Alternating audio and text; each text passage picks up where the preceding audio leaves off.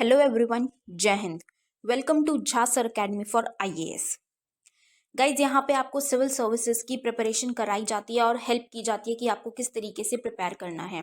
यहाँ पे आपको आपकी प्रिपरेशन को एनहांस करने के लिए कुछ फ्री कंटेंट्स प्रोवाइड किए जाते हैं आपकी प्रिपरेशन के लिए। कहाँ पे आपको यूट्यूब प्लेलिस्ट में मिल जाएगा। आप यूट्यूब पे जब जाएंगे तो आपको वहाँ पे वेरियस प्लेलिस्ट अवेलेबल होंगी, जहाँ पे आपको जो डेली करंट अफेयर्स के लेक्चर्स अपलोड किए जाते हैं आपको उनकी प्रॉपर तरीके से प्लेलिस्ट अवेलेबल होगी। उसी के साथ साथ आपको मंथली प्लेलिस्ट भी मिलेगी करंट अफेयर्स की और ईयरली प्लेलिस्ट भी मिलेगी। और साथ ही जो करंट अफेयर्स डेली बेसिस पे आप लोगों को प्रोवाइड किए जाते हैं उन्हीं की फ्री ऑफ कॉस्ट आपको पीडीएफ्स भी दी जाती है हमारे टेलीग्राम चैनल पे। सो गाइज, अगर आपने टेलीग्राम चैनल ज्वाइन नहीं किया है तो तुरंत डिस्क्रिप्शन बॉक्स में जाइए, वहाँ पे आपको लिंक प्रोवाइडेड होगा जहाँ से आप हमारे चैनल को ज्वाइन कर सकते हैं और वहाँ से आप हमारी सारी पीडीएफ्स का एक्सेस ले सकते हैं। और उसी के साथ साथ गाइज, आप लोगों के लिए एक बहुत ही अच्छा इनिशिएटिव स्टार्ट किया गया है मेंस के प्रीवियस ईयर क्वेश्चन एनालिसिस का। आपको आपके लिए डेली बेसिस पर एनालिसिस किया जाता है और उसकी आप लोगों को प्लेलिस्ट प्रोवाइडेड है हमारे यूट्यूब चैनल पे ही। अलग अलग पेपर में प्रोवाइडेड है आप लोगों के कन्वीनियंस के लिए, GS1, GS2, GS3 and GS4 की।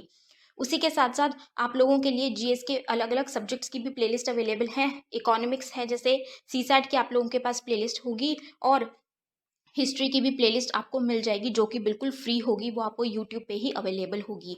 और इन्हीं प्लेलिस्ट में साथ ही साथ नए नए कंटेंट्स भी रेगुलर बेसिस पे ऐड ऑन किए जाएंगे, जिसके लिए आप लोगों को झा सर अकेडमी को रेगुलरली फॉलो करना है और अपनी प्रिपरेशन को एनहांस करना है, राइट। और उसी के साथ साथ गाइज, कुछ पेड कोर्सेज भी हैं जो आप लोगों के लिए लाए गए हैं Jha sir academy for IAS के द्वारा, जो जिन पेड कोर्सेज को झा सर खुद पर्सनली मेंटोर करते हैं, खुद उसको रिलेट करते हैं। जैसे कि जीएस का प्री प्लस मेंस बैच है गाइस, बिल्कुल जीरो से तैयारी करवाई जा रही है। झा सर खुद तैयारी करवाते हैं, पर्सनल गाइडेंस आपको दी जाती है, प्रॉपर तरीके से आपको अटेंशन प्रोवाइड की जाती है और बिल्कुल बेसिक से आपको तैयारी करवाई जा रही है आपकी प्रिपरेशन को एनहांस करने के लिए, राइट। तो आप इन कोर्सेज को भी ज़रूर ज्वाइन कीजिए। जैसे कि एक मेंस का भी आंसर राइटिंग का टेस्ट सीरीज बैच चल रहा है और प्रीलिम्स का भी टेस्ट सीरीज कोर्स चल रहा है गाइज, जो आपको हमारी ऐप पे टेस्ट सीरीज प्रोवाइड की जाएंगी। 10,000 क्वेश्चंस की आपको प्रैक्टिस कराई जाएगी। वो 10,000 क्वेश्चंस आपको कहाँ पे अवेलेबल होंगे? Jha sir academy for IAS की वेबसाइट पे भी अवेलेबल है और हमारा एक ऐप भी है Jha sir academy for IAS. आप अगर डालेंगे तो प्ले स्टोर से आपको वो ऐप मिल जाएगी, आप उसको डाउनलोड कर सकते हैं। वहाँ पे आपको प्रीलिम्स की टेस्ट सीरीज का एक्सेस भी मिल जाएगा और उसी के साथ साथ इतनी बेहतरीन ऐप है कि आपको वहाँ पे स्टडी टूल्स भी अवेलेबल हैं कि आपकी जो स्टडी है आप उसको ट्रैक कर सकते हैं कि आप कितना टाइम इफेक्टिवली स्टडी कर रहे हैं।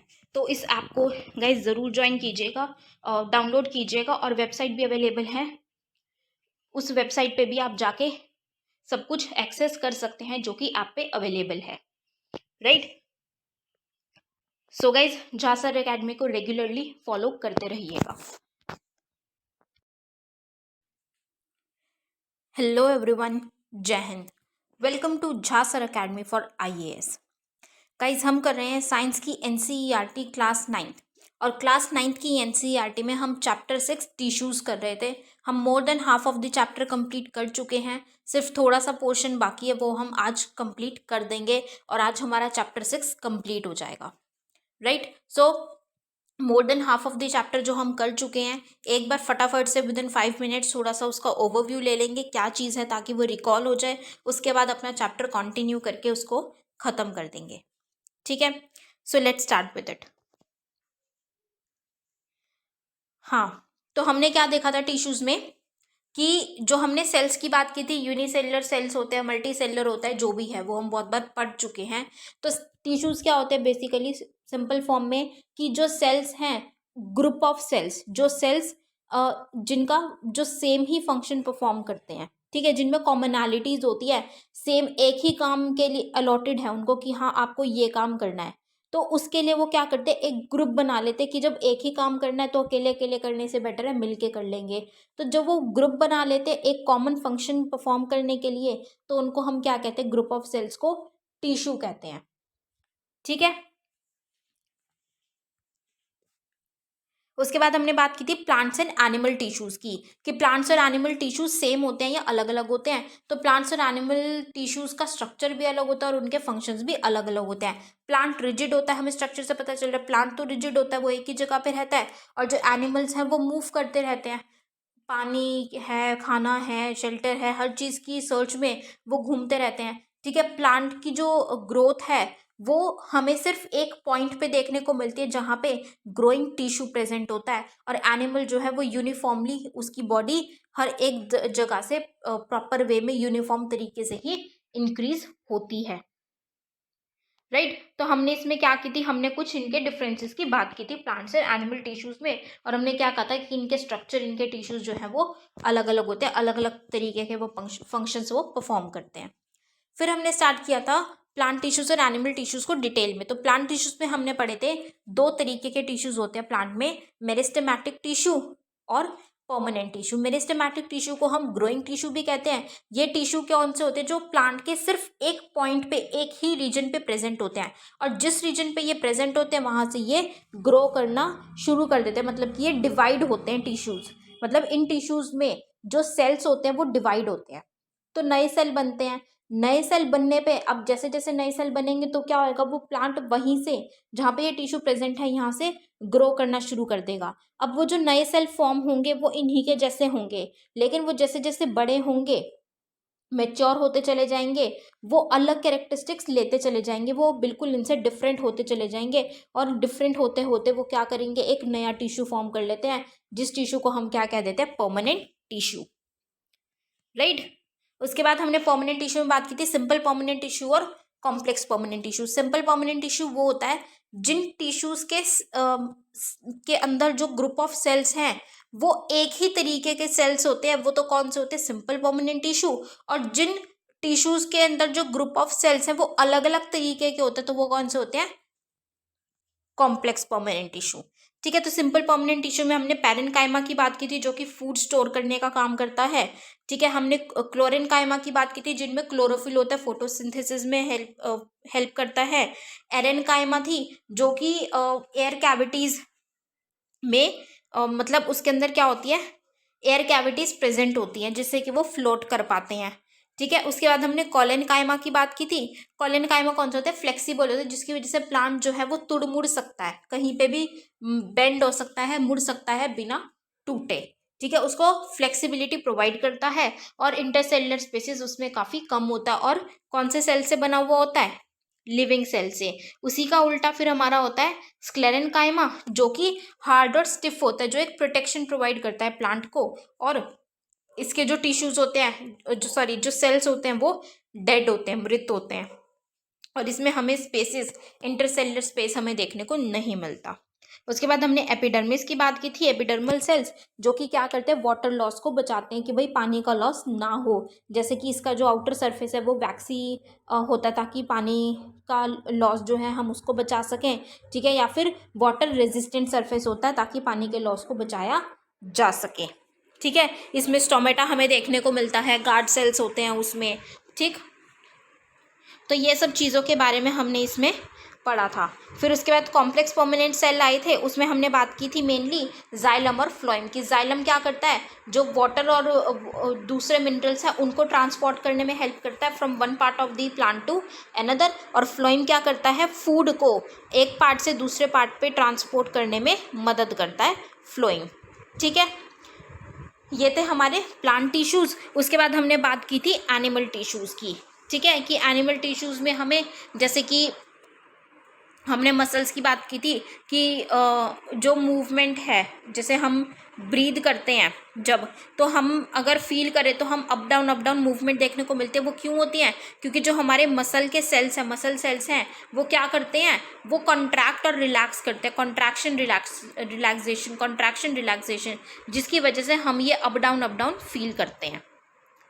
ठीक है, अब क्या होता है, अब हमने क्या बात की थी उसके बाद, कि एनिमल टिश्यूज़ हमें कई तरीके के देखने को मिलते हैं, जैसे कि epithelial tissue, connective tissue, muscular tissue और नर्वस टिश्यू।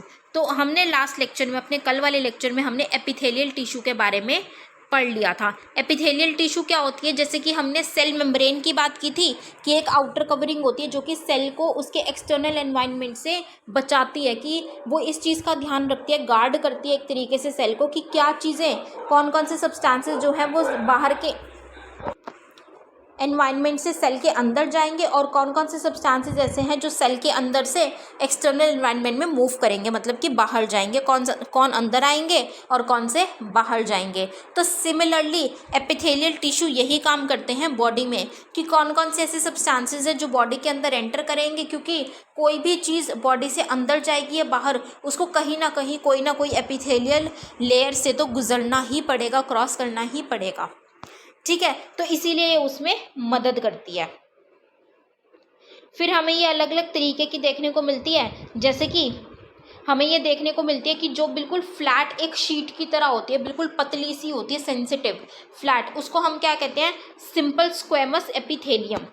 ठीक है, ये तो है कि एक ही फ्लैट शीट होती है, फ्लैट लेयर होती है, एक ही लेयर है पतली सी, वो तो है सिंपल स्क्वेमस। लेकिन कुछ ऐसी होती है जैसे कि हमारी स्किन की जो लेयर्स होती हैं, जो कि अलग अलग लेयर्स में हमें देखने को मिलते हैं, काफ़ी सारी लेयर्स होती हैं। तो अब लेयर्स है तो मतलब कि स्ट्राटाज है, तो उसको हम कह देते हैं स्ट्राटिफाइड स्क्वेमस एपिथेलियम, राइट। उसके बाद है हमारी कॉलमनर एपिथेलियम की हमने बात की थी। कॉलमनर जो कि बड़ी बड़ी होती है, जैसे पिलर की शेप में बड़ी बड़ी होती है कॉलमनर, ठीक है, वो होती है। और उसके अलावा हमारी होती है सीलिएटेड कॉलमनर एपिथेलियम, जैसे जो रेस्पिरेटरी ट्रैक्ट में होती है हमारी, कि सीलिया प्रेजेंट होता है, हेयर लाइक स्ट्रक्चर होता है, जिससे कि जो डस्ट पार्टिकल्स हैं वो वहाँ पे ट्रैप हो जाते हैं, तो ये सीलिएटेड एपिथेलियम कॉलमनर एपिथेलियम देखने को मिलती है। फिर क्यूबॉइडल होती है जो कि क्यूब की शेप्स में होते हैं। उसके अलावा ग्लैंड्यूलर होती है जो कि एपिथेलियल टिश्यू थोड़ी सी अंदर के साइड फॉर्म मुड़ जाता है तो एक मल्टी सेलुलर ग्लैंड फॉर्म कर देते हैं, तो वो कौन से होते हैं, ग्लैंड्यूलर एपिथेलियम। ठीक है, तो इतना हमने अपने लास्ट लेक्चर में कवर अप कर लिया था, राइट। तो ये हमने किसकी बात की, जो एनिमल टिश्यूज़ में हमने 4 टिश्यूज़ की बात की थी, उसमें से हमने ये अपने पहले टिश्यू की बात कर ली थी, एपिथेलियल टिश्यू। अब हम बात करेंगे अपने नेक्स्ट टिश्यू की, एनिमल टिश्यू में ही जो होता है कौन सा, connective tissue. Blood is a type of connective tissue. Why would it be called connective tissue. ठीक है, अब ब्लड को हम क्या कह रहे हैं कि एक कनेक्टिव टिश्यू है। मैंने आपको लास्ट लेक्चर में भी हमने बात की थी कि ब्लड को एक कनेक्टिव टिश्यू के अंदर क्यों रखा जा रहा है, क्यों है ये कनेक्टिव टिश्यू, क्योंकि हमने क्या बात की थी कि जो ब्लड है वो क्या करता है, कोई भी न्यूट्रिएंट है या ऑक्सीजन है, ठीक है, या फिर कोई भी मटेरियल है, चाहे वो वेस्ट ही क्यों नहीं है, वो उसको ट्रांसपोर्ट कर, मतलब एक पार्ट से कैरी करता है और दूसरे पार्ट पे उसको ट्रांसपोर्ट कर देता है, मतलब एक जगह से लोड करके दूसरे जगह छोड़ देता है। बेसिकली ट्रांसपोर्टेशन का काम करता है ब्लड। ठीक है, तो उस ट्रांसपोर्टेशन में ये क्या कर रहा है कि एक पार्ट से उठा के वो दूसरे पार्ट तक पहुंचा रहा है। तो जब ये दूसरे पार्ट तक पहुंचा रहा है उसको, तो दूसरे पार्ट तक पहुंचाने का क्या मतलब है कि ये एक पार्ट को दूसरे पार्ट से कनेक्ट ही तो कर रहा है। तभी तो क्या हो रहा है, जैसे कि जो वेस्ट है, हमने बात की थी कि ब्लड क्या करता है कि जो भी वेस्ट मटेरियल है सभी बॉडी पार्ट्स में, वो सभी बॉडी पार्ट से वेस्ट मटेरियल को कैरी करता है, उठाता है वहाँ से, और उसके बाद क्या करता है, लीवर और किडनी के पास उनको छोड़ देता है। तो एक तरीके से ये क्या कर रहा है, ये सभी को कनेक्ट करने का काम करता है, बॉडी पार्ट्स को और उनके जो फंक्शंस हैं उनको कनेक्ट करने का काम करता है, इसीलिए इसको बोला जाता है ब्लड को connective tissue, right. The cells of connective tissue are loosely spaced and embedded in an intercellular matrix. अब अगर हम एक कनेक्टिव टिश्यू की बात करें तो कनेक्टिव टिश्यू में जो हमें सेल्स देखने को मिलते हैं वो लूजली स्पेस्ड होते हैं, मतलब कि जैसे अगर मान लीजिए एक बॉक्स है, बॉक्स में अगर हम सेल्स बनाएंगे, मान लीजिए अगर छोटी छोटी बॉल्स बनाएं तो वो बॉल्स बहुत दूर दूर हैं, चिपकी हुई नहीं है। चिपकी हुई तो कौन सी होंगी, जो टाइटली पैक्ड है, ठीक है। फिर वो हल्की तो ज़रा सी दूरी पे है तो ठीक है। लूजली पैक्ड या लूजली स्पेस का क्या मतलब है कि एक बॉल हमें एक कॉर्नर पे देखने को मिल रही है तो दूसरी बॉल हमें दूसरे कॉर्नर पे देखने को मिल रही है, काफ़ी ज़्यादा हमें स्पेस इसमें देखने को मिलता है, द मैट्रिक्स में be jelly like, fluid, dense और रिजिड। अब ये जो सेल्स हैं ये एक इंटरसेलुलर मैट्रिक्स में होता है। जैसे अभी मैंने आपको बताया कि एक बॉक्स है, मान लीजिए एक स्क्वायर बॉक्स है, उसके अंदर अगर बॉल्स को आप प्लेस कर रहे हैं, ठीक है, दूरी दूरी पे, तो एक वो मैट्रिक्स सा हो जाता है, इंटरसेलुलर मैट्रिक्स, कि वो सेल्स किस तरीके से अरेंज्ड है। बेसिकली मैट्रिक्स होगा कि वो किस तरीके से अरेंज्ड है। तो ये जो मैट्रिक्स होता है ये जेली लाइक होता है, मतलब कि एक फ्लूइड भी हो सकता है ये, ठीक है, बहुत गहरा भी हो सकता है और रिजिड भी हो सकता है। The nature of matrix differs in कॉन्कॉर्डेंस with the function of the particular connective tissue. अब एक पर्टिकुलर कनेक्टिव टिश्यू जो है, जैसे कि ब्लड एक कनेक्टिव टिश्यू का एग्जाम्पल है, सिर्फ ब्लड एक कनेक्टिव टिश्यू नहीं है, और भी काफ़ी सारे कनेक्टिव टिश्यूज हमें देखने को मिलते हैं। तो जिस तरीके का कनेक्टिव टिश्यू, अब हर एक कनेक्टिव टिश्यू जो है, ऐसा तो नहीं है कि अब हम उसको कह रहे हैं कि वो कनेक्टिव टिश्यू है तो हर किसी का काम सेम होगा, नहीं, हर किसी का अपना अपना अलग एक फंक्शन होगा जो कि वो परफॉर्म करेंगे, एक अपना अलग एक रोल होगा जो वो निभाएंगे। तो उनके रोल के हिसाब से ही उनका जो ये इंटरसेलुलर मैट्रिक्स हमें देखने को मिलता है वो अलग होता है। जैसे हम बात कर रहे हैं ना कि जो मैट्रिक्स है ये फ्लूइड लाइक भी हो सकता है, जेली की फॉर्म में फ्लूइड सा, ठीक है, या फिर ये डेंस भी हो सकता है, रिजिड भी हो सकता है। तो ये किस तरीके का होगा वो उस पर डिपेंड करता है कि उस कनेक्टिव टिश्यू का, एक पर्टिकुलर कनेक्टिव टिश्यू का फंक्शन क्या है, क्या वो रोल परफॉर्म कर रहा है, उसके बेसिस पे ही उसका मैट्रिक्स डिजाइंड होता है, right. Now blood has a fluid matrix called plasma. अब ब्लड के अंदर हमें क्या देखने को मिलता है, फ्लूइड, एक लिक्विड मैट्रिक्स होता है जिसको हम क्या कहते हैं, plasma, in which red blood corpuscles and white blood corpuscles and platelets are suspended. अब ब्लड का जो मैट्रिक्स होता है वो लिक्विड फॉर्म में होता है, फ्लूइड होता है, ठीक है, जिसको हम प्लाज्मा कहते हैं, जिसके अंदर, अब इस प्लाज्मा के अंदर ही क्या होता है, RBCs, red blood corpuscles, white blood corpuscles और प्लेटलेट्स हमें देखने को मिलती हैं। The plasma contains proteins, salts and hormones. इसके अंदर क्या क्या होता है, प्रोटीन्स भी होते हैं, सॉल्ट्स भी होते हैं अलग अलग तरीके के, और हॉर्मोन्स भी हमें देखने को मिलते हैं। So blood flows and transports gases. ये पहला तो काम क्या करता है, ब्लड फ्लो करता है, ये तो हमें भी पता है, तो उससे भी हम कह सकते हैं कि लिक्विडिटी में ही होगा इसका मैट्रिक्स, क्योंकि वो फ्लो करता है ब्लड। अब ब्लड फ्लो करता है तो एक तो वो क्या काम करता है, गैसेस को ट्रांसपोर्ट करता है, जैसे कि जो ऑक्सीजन है वो जैसे ही हम ऑक्सीजन को इनहेल करते हैं तो वो सबसे पहले कहाँ जाती है, लंग्स के पास जाती है। लंग्स मतलब उस ऑक्सीजन को एब्जॉर्ब कर लेते हैं, फिर उस लंग्स पे से ब्लड उस ऑक्सीजन को लेता है और पूरी बॉडी में उसको ट्रांसपोर्ट करता है। तो जो गैसेस है उसको ट्रांसपोर्ट करने का काम किसका होता है, ब्लड का होता है। दूसरा, जो डाइजेस्टेड फूड है, उस डाइजेस्टेड फूड के जो न्यूट्रिएंट्स वगैरह हैं, जो भी चीज़ें हैं, उनको हर बॉडी पार्ट तक पहुंचाने का काम भी ब्लड का होता है। हॉर्मोन्स एंड वेस्ट मटेरियल्स जो हैं उनको भी बॉडी के डिफरेंट डिफरेंट पार्ट्स पे पहुंचाने का काम भी किसका होता है, ब्लड का ही होता है, ठीक है। Bone is another example of a connective tissue. अब ये तो हमने बात की एक कनेक्टिव टिश्यू का एक एग्जाम्पल की जो था ब्लड, ठीक है। अब हम बात करें दूसरे एग्जाम्पल की जो एक कनेक्टिव टिश्यू है, बोन, ठीक है, बोन की, हड्डियों की अगर हम बात करें तो it forms the framework that supports the body. ये हम जानते हैं कि जो हमारी हड्डियां हैं, हड्डियां क्या है, एक ढांचा बनाती है, हमारी बॉडी किस तरीके की होगी, हमारी बॉडी का स्ट्रक्चर किस तरीके का होगा, वो किसके ऊपर डिपेंड करता है कि हमारी बोन्स किस तरीके की हैं। It also anchors the muscles and supports the main organs of the body, ठीक है। ये क्या करती है कि मसल्स को, जो मांसपेशियां हैं उनको भी एंकर करती है, और जो हमारे बॉडी के जो मेन ऑर्गन्स हैं, मुख्य जो क्या कहें हम अंग हैं, उनको समर्थन करती है, उनका सपोर्ट करती है, मतलब एक तरीके से उनको सपोर्ट प्रोवाइड करती है ऑर्गन्स को। It is a strong and non flexible tissue. अब क्या है, ये बहुत स्ट्रॉन्ग और नॉन फ्लेक्सिबल होती है, मतलब कि जो बोन्स होती है वो रिजिड होती है, फ्लेक्सिबिलिटी उनमें नहीं होती। Bone cells are embedded in a hard matrix that is composed of calcium and phosphorus compounds. अब ब्लड सेल्स में हमने क्या बात की थी कि जो ब्लड सेल्स हैं वो, उनका मैट्रिक्स कैसा होता है, फ्लूइड होता है, ठीक है, जिसको हम क्या कहते हैं, प्लाज्मा। अब जो बोन का मैट्रिक्स है, अब क्योंकि हम बोन की क्या बात कर रहे हैं कि वो फ्लेक्सिबल नहीं होती, वो रिजिड होती है, हार्ड होती है, तो उसका मैट्रिक्स भी क्या होता है, हार्ड ही हमें देखने को मिलता है, जिसके अंदर हमें कैल्शियम और फॉस्फोरस के कंपाउंड्स देखने को मिलते हैं। Two bones can be connected to each other by another type of connective tissue called the ligament. अब क्या है कि जो एक बोन है हमारी, मान लीजिए, तो वो बोन क्या होती है कि वो बोन हार्ड होती है, स्टिफ होती है, जिसको हम मोड़ तोड़ नहीं सकते।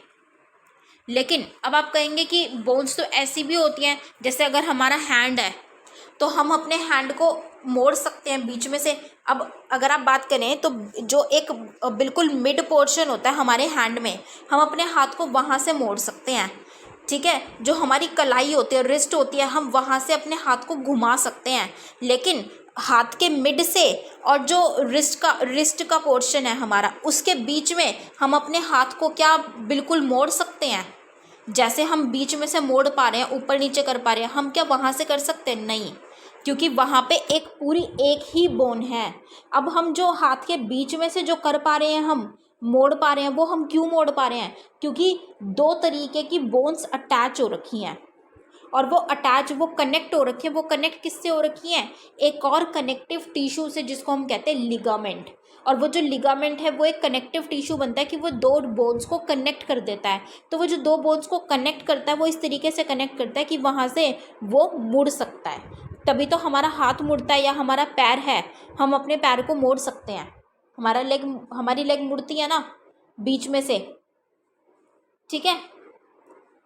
This tissue is very elastic. अब ये जो लिगामेंट है, लिगामेंट टिश्यू है, ये इलास्टिक होता है। मतलब कि ये क्या है कि चेंज हो सकता है, मुड़ तुड़ सकता है, लेकिन क्या होता है, बहुत ज़्यादा स्ट्रेंथ होती है, काफ़ी ज़्यादा इसमें मजबूती होती है, ताकत होती है। Ligaments contain very little matrix and connect bones with bones.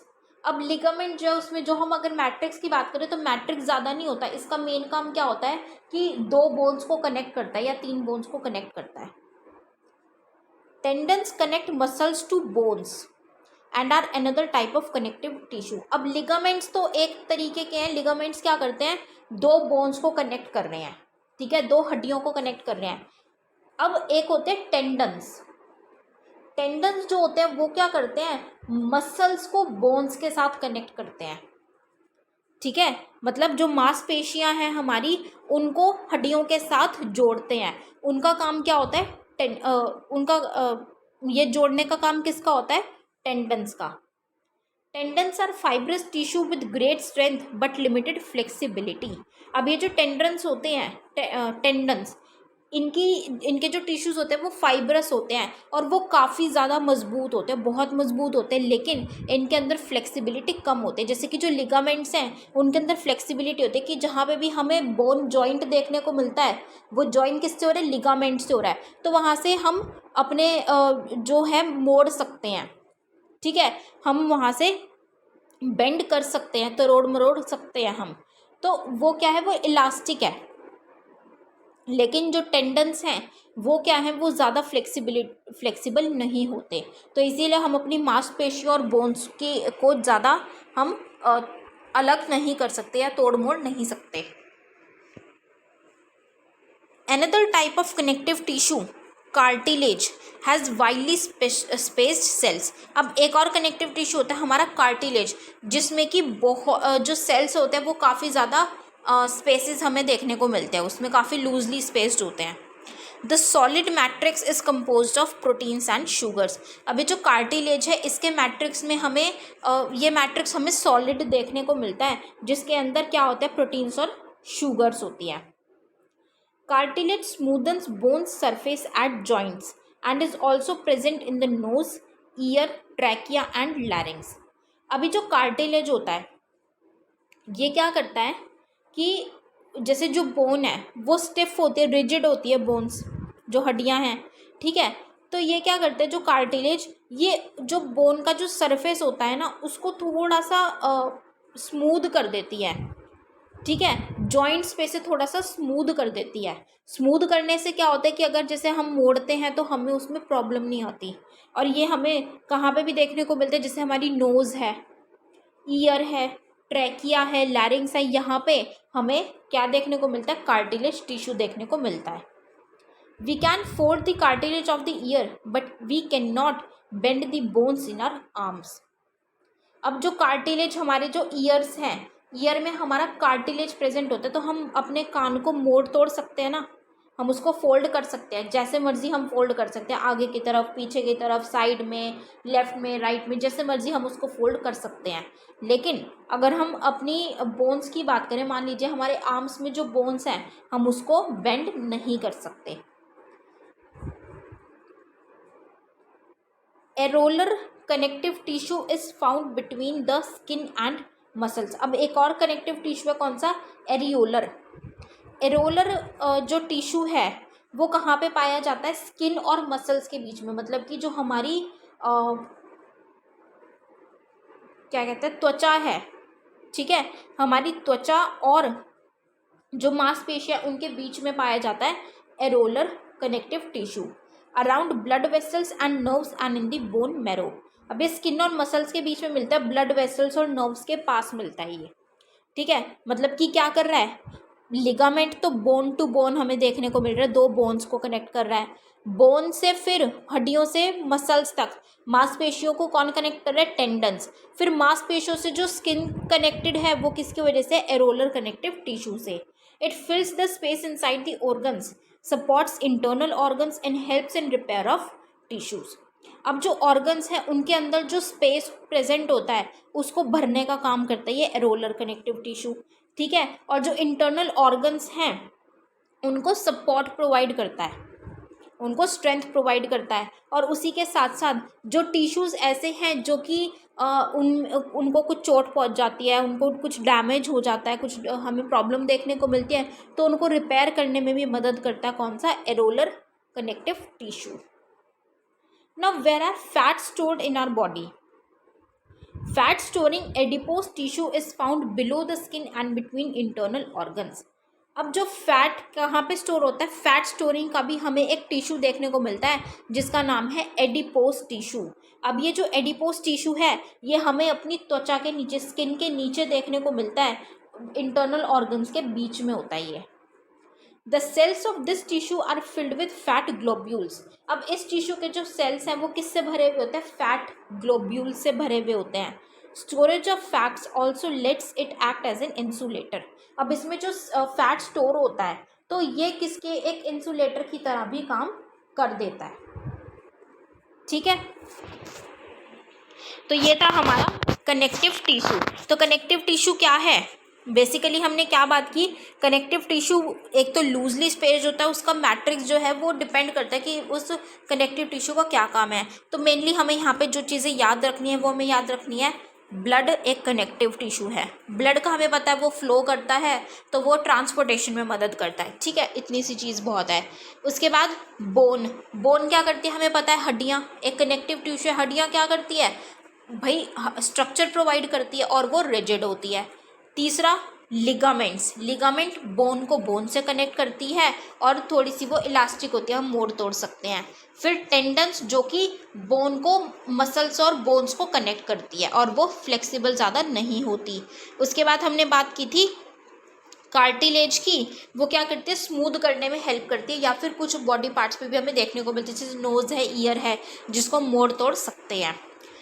Areolar connective tissue की हमने बात की, एरोलर कनेक्टिव टिश्यू क्या करता है कि इंटरनल ऑर्गन्स को सपोर्ट करता है और टिश्यूज़ को रिपेयर करने में मदद करता है। उसके बाद हमने फैट स्टोरिंग एडिपोज टिश्यू की बात की थी, जो फैट को स्टोर करता है और एक इंसुलेटर की तरह भी काम कर देता है कई बार, ठीक है। तो सिर्फ क्या करना है इसमें, सिर्फ ये कनेक्टिव टिश्यू के एग्जाम्पल्स लिखने हैं, ब्लड है, बोन्स है, क्योंकि मेनली एग्जाम्पल ही पूछा जाएगा, इतना ज़्यादा डीप में नहीं पूछा जाएगा, ठीक।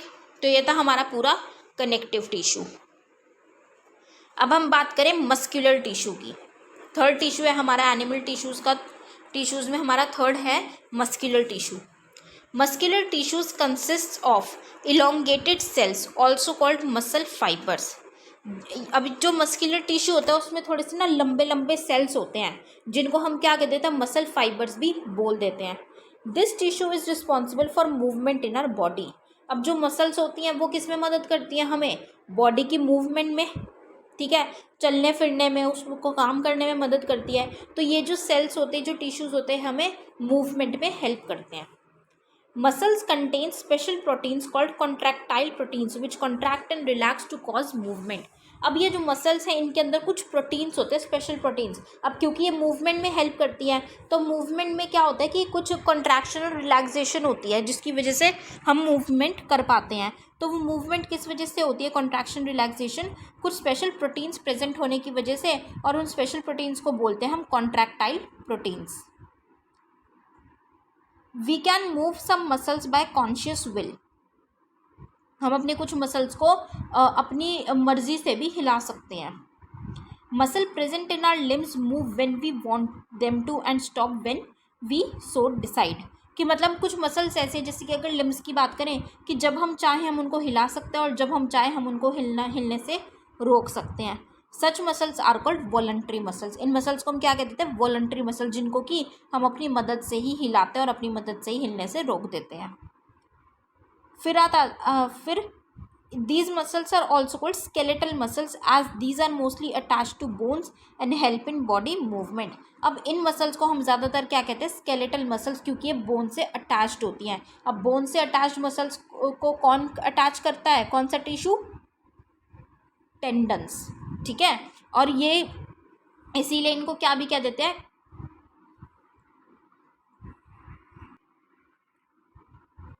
स्केलेटल मसल्स, ठीक है।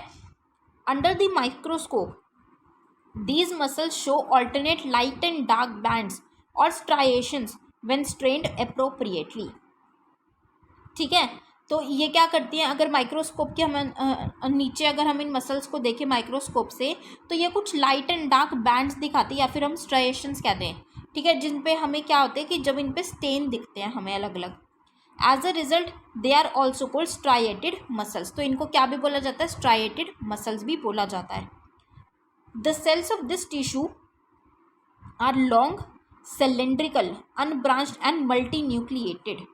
मल्टीन्यूक्लिएटेड मतलब हैविंग मैनी न्यूक्लियाई, मतलब कि इस टिश्यू के जो सेल्स होते हैं वो लंबे लंबे होते हैं, सिलेंड्रिकल शेप में होते हैं, ठीक है। उनकी कोई ब्रांचेज नहीं होती, हमें सिर्फ वो गुलाई में ही देखने को मिलते हैं, मतलब कि एक सिंपल ही होता है, कोई अलग अलग ब्रांचेज नहीं है, और इसमें काफ़ी सारी हमें न्यूक्लियस भी प्रेजेंट देखने को मिलते हैं, ठीक है। The movement of food in the alimentary canal or the contraction and relaxation of blood vessels are involuntary movements, ठीक है। मतलब कि जो हमारे एलिमेंट्री कैनाल है उसके अंदर जो, जैसे अब हमने खाना खाया, तो हमने तो मुंह से खाना खा लिया, अब खाना खाने के बाद वो जो फूड है वो मूव करता है हमारे एलिमेंट्री कैनाल में धीरे धीरे। तो वो जो मूवमेंट है वो इनवॉलंटरी है, वो हमारे हाथ में नहीं है कि वो फूड किस तरीके से मूव करेगा वहाँ पे, वो हमारे हाथ में नहीं है, वो इनवॉलंटरी मूवमेंट्स हैं। या फिर जो हमारे ब्लड वेसल्स हैं वो किस तरीके से कॉन्ट्रैक्ट करते हैं, रिलैक्स होते हैं, वो काम भी हमारे हाथ में नहीं है, उसको हम कंट्रोल नहीं कर सकते। तो जो चीज़ हमारे कंट्रोल में नहीं है वो कौन सी है, वो इनवॉलंटरी मूवमेंट्स कहलाती हैं। We cannot really start them or stop them simply by wanting to do so। Involuntary क्यों है, क्योंकि इसमें हमारी मर्जी नहीं है, हम अपनी मर्जी से ना ही तो उनको उनकी मूवमेंट स्टार्ट कर सकते हैं, ना ही उनको रोक सकते हैं मूव होने से। स्मूथ मसल्स और इनवॉलंटरी मसल्स कंट्रोल सच मूवमेंट्स। अब क्या नाम है, देखो जो वॉलंटरी मसल्स थे उनके नाम क्या क्या रखे थे, वॉलंटरी, स्केलेटल और स्ट्राइएटेड। अब दूसरी टाइप क्या है, इनवॉलंटरी मसल्स। इनवॉलंटरी मसल्स का दूसरा नाम क्या है, स्मूथ मसल्स। तो ये क्या करते हैं, ऐसी मूवमेंट्स को कंट्रोल करते हैं जो हमारे हाथ में नहीं होती। They are also found in the iris of the eye, in ureters and in the bronchi of the lungs. जो आई में हमें आइरिस देखने को मिलता है उसमें होती हैं ये इनवॉलंटरी मसल्स, हमारे यूरेटर्स में होती हैं, और जो लंग्स के ब्रोंकाई है उनमें होती है। The cells are long with pointed ends, spindle shaped and uninucleate, having a simple single nucleus। अब जो वॉलंटरी मसल्स थी, उनके सेल्स कैसे होते हैं, लंबे लंबे सिलेंड्रिकल शेप में होते हैं। इसके जो सेल होते हैं वो लंबे तो होते हैं लेकिन सिलेंड्रिकल नहीं होते, पॉइंटेड एंड्स होते हैं उसके, नोकीले। ठीक है, मतलब जो कोने पे से वो क्या होती है, नोकीली होती है। ठीक, स्पिंडल शेप्ड। उसके बाद वॉलंटरी मसल्स में हमें जो न्यूक्लियस है कैसा था, वो मल्टी न्यूक्लियर था, मल्टी न्यूक्लिएटेड, मतलब कि काफ़ी सारे न्यूक्लियस हैं। इनवॉलंटरी में एक ही न्यूक्लियस हमें देखने को मिलता है। They are also called unstriated muscles. अब इनको अनस्ट्राइएटेड कहते हैं क्योंकि देखो वॉलंटरी में हमने क्या नाम रखा था, स्ट्राइएटेड मसल्स, और इनमें क्या है, ये क्या कहते हैं इनको, unstriated muscles. The muscles of the heart show rhythmic contraction and relaxation through life. These all involuntary muscles are called cardiac muscles. ठीक है, अब हार्ट की अगर हम बात करें तो हम जो कहते हैं ना कि धक धक धक धक धक धक, वो हार्ट बीट करता है। वो बीट करने में क्या करता है, वो एक रिदमिक कॉन्ट्रैक्शन और रिलैक्सेशन होती है। वो बीटिंग कैसे होती है, एक बार वो कॉन्ट्रैक्ट होता है मतलब कि सिकुड़ता है, एक बार वो ऊपर जाता है, एक्सपैंड होता है, रिलैक्स होता है। तो ये जो हमें ये देखने को मिलते हैं इसको हम हार्ट बीट कहते हैं। ये हार्ट बीट कर रहा है हमारा, अंदर बाहर अंदर बाहर अंदर बाहर अंदर बाहर, कॉन्ट्रैक्शन रिलैक्सेशन, कॉन्ट्रैक्शन रिलैक्सेशन, मतलब सिकुड़ गया फिर खुल गया, सिकुड़ गया फिर खुल गया, सिकुड़ गया फिर खुल गया। तो ये क्या होती है, ये जो हार्ट इस तरीके से करता है उसको हम क्या कहते हैं, ये भी इनवॉलंटरी है, हम इसको कंट्रोल नहीं कर सकते, ये इनवॉलंटरी है, और इनको हम क्या कह देते हैं, cardiac muscles. Heart muscle cells, अब जो हार्ट के जो ये मसल सेल्स हैं जिनको हम कह रहे हैं कार्डियक मसल्स, ये सिलेंड्रिकल शेप में होती हैं। इसकी हमें काफ़ी ब्रांचेस भी देखने को मिलती है और इसमें एक ही न्यूक्लियस प्रेजेंट होता है।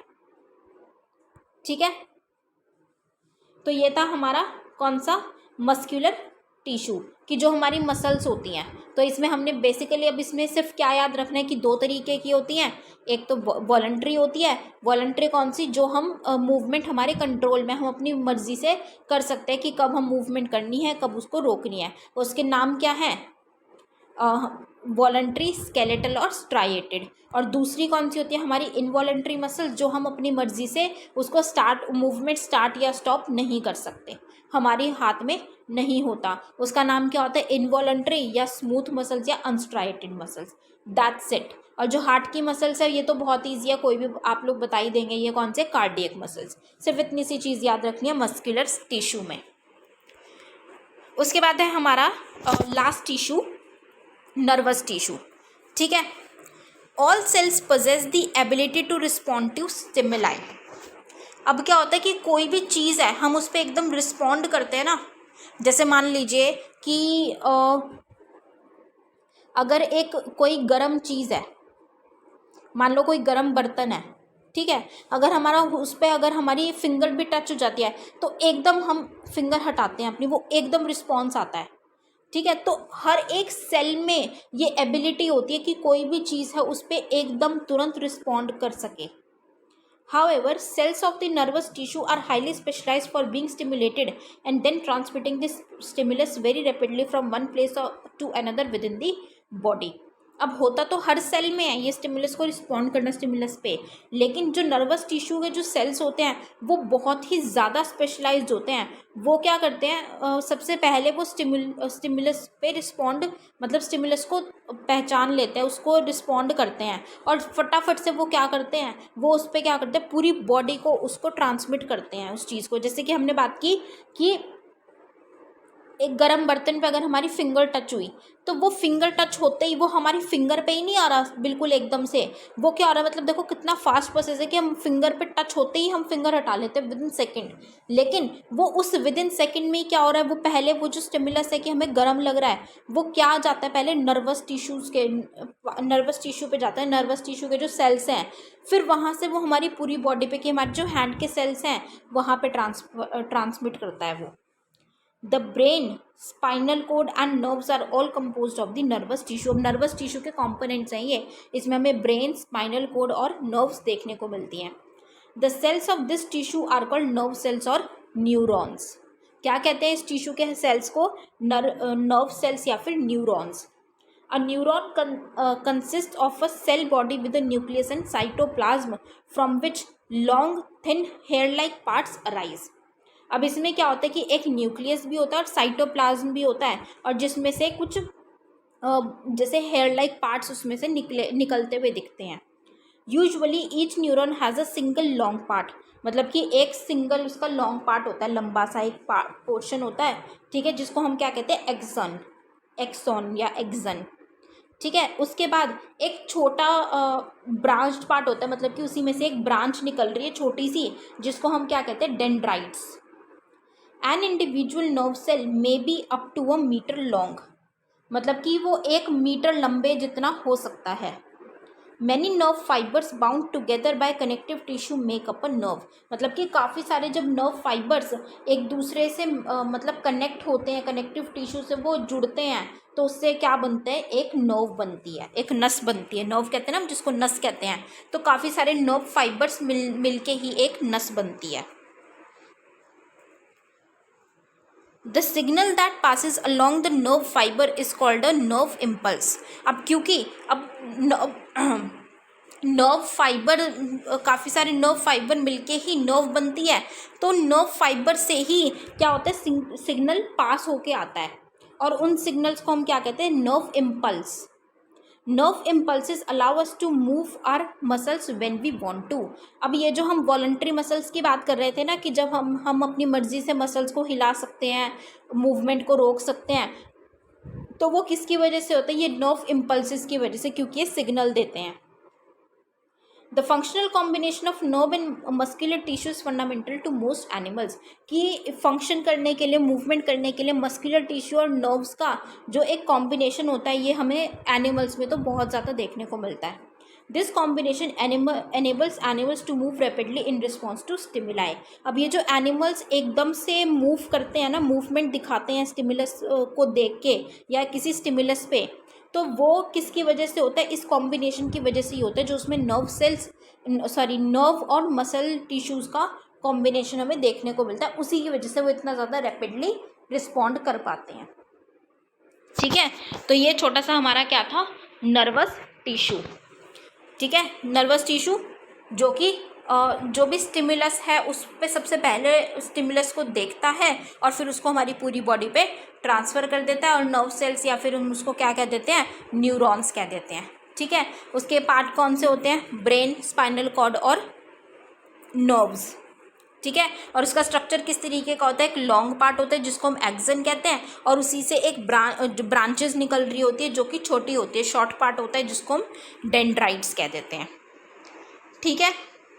और ये कनेक्टिव टिश्यू, नर्व फाइबर्स जो है कनेक्टिव टिश्यू से मिलके क्या बनाते हैं, नर्व बनाते हैं, और नर्व पे जो इन नर्व फाइबर से सिग्नल मिलता है उसको नर्व इम्पल्स कहते हैं। अब ये क्या है, ये जो छोटी छोटी चीज़ें हैं ना, ये ध्यान रखनी है कि नर्व फाइबर से मिलके नर्व बनती है। नर्व इम्पल्स क्या है, जो nerve fibre signal pass on करती है, और उन सिग्नल्स की वजह से ही हम मस्कुलर टिश्यूज़, जो इनवॉलंटरी मसल्स हैं कि हम मूवमेंट कर पाते हैं अपनी मर्जी से, वॉलंटरी मसल्स वो देखने को मिलते हैं। और ये कॉम्बिनेशन सबसे ज़्यादा प्रोमिनेंट हमें कहाँ देखने को मिलता है, एनिमल्स के अंदर, ठीक है। सो ये था हमारा nervous tissue, and this is the end of chapter 6। Chapter 6 हमारा यहाँ पे वाइंड अप हो चुका है। तो कोई भी डाउट होगा इस पूरे चैप्टर में, इम्पॉर्टेंट चैप्टर है, बहुत ज़्यादा इम्पॉर्टेंट चैप्टर है। शायद थोड़ा कन्फ्यूजिंग और मैं कहूँ थोड़ा बोरिंग लग रहा होगा कि बहुत ज़्यादा, क्योंकि फैक्चुअल डिटेल्स है, लेकिन यही चैप्टर सिर्फ आपका